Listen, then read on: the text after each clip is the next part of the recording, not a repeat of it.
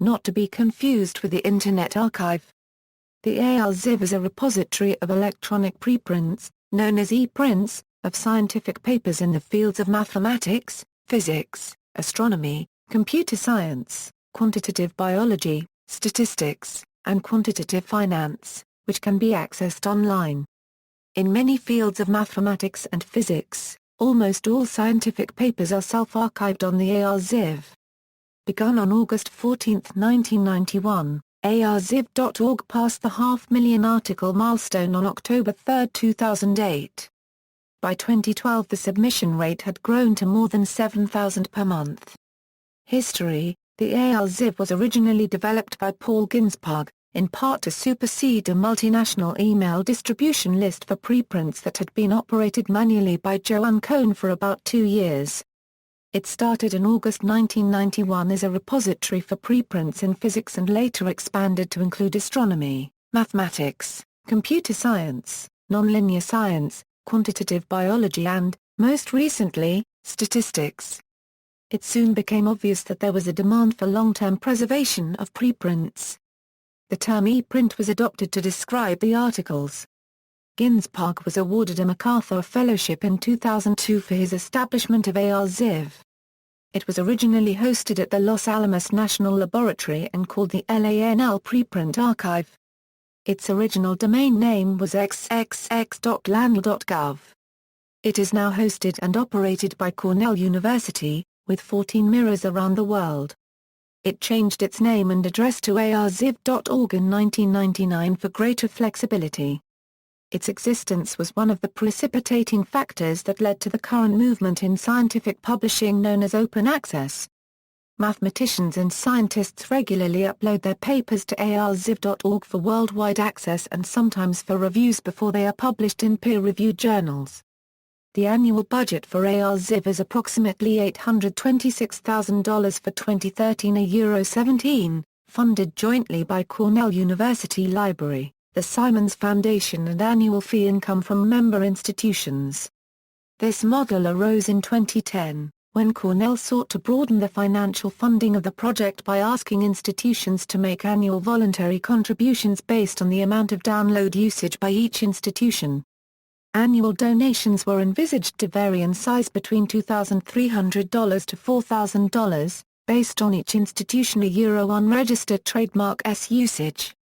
As of January 14, 2014, 174 institutions have pledged support for the period 2013-17 on this basis, with a projected revenue from this source of approximately $340,000.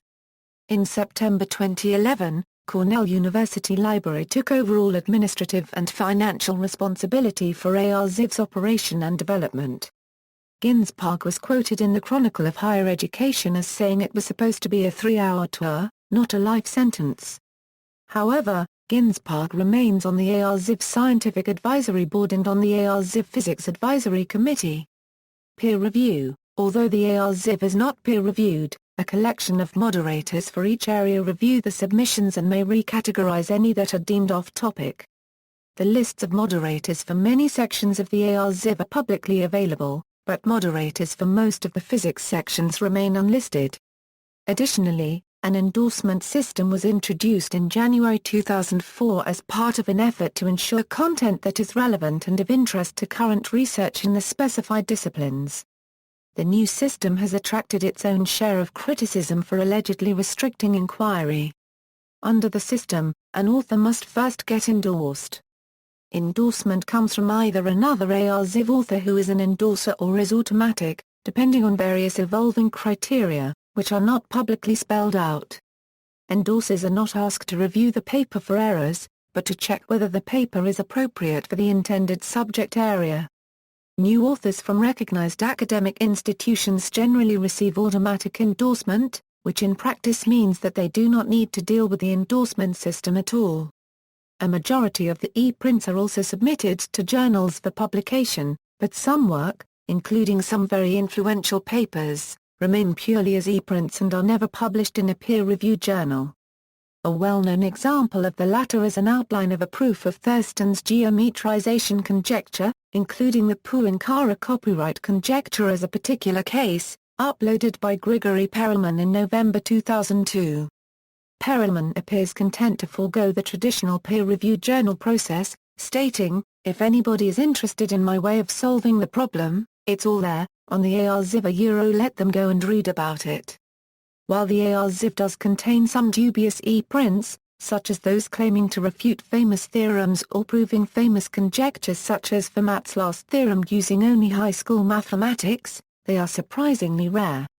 The ArXiv generally reclassifies these works, for example in general mathematics, rather than deleting them. Submission formats. Papers can be submitted in any of several formats, including LaTeX, and PDF printed from a word processor rather than text or LaTeX. The submission is rejected by the ArXiv software if generating the final PDF file fails, if any image file is too large, or if the total size of the submission is too large. ArXiv now allows one to store and modify an incomplete submission, and only finalize the submission when ready. The timestamp on the article is set when the submission is finalized. Access. The standard access route is through the arxiv.org website or one of several mirrors. Several other interfaces and access routes have also been created by other unassociated organizations. These include the University of California, Davis's Front, a web portal that offers additional search functions and a more self-explanatory interface for arxiv.org, and is referred to by some mathematicians as Front. A similar function is offered by printweb.org, launched in September 2006 by the Institute of Physics. Google Scholar and Windows Live Academic can also be used to search for items in ArXiv. Finally, researchers can select subfields and receive daily emailings or RSS feeds of all submissions in them. Copyright. Files on ArXiv can have a number of different copyright statuses, some are public domain, in which case they will have a statement saying so. Some are available under either the Creative Commons 3.0 Attribution Share-alike license or the Creative Commons 3.0 Attribution Non-Commercial Share-alike license. Some are copyright to the publisher, but the author has the right to distribute them and is given ArXiv a non-exclusive irrevocable license to distribute them. Most are copyright to the author, and ArXiv has only a non-exclusive irrevocable license to distribute them.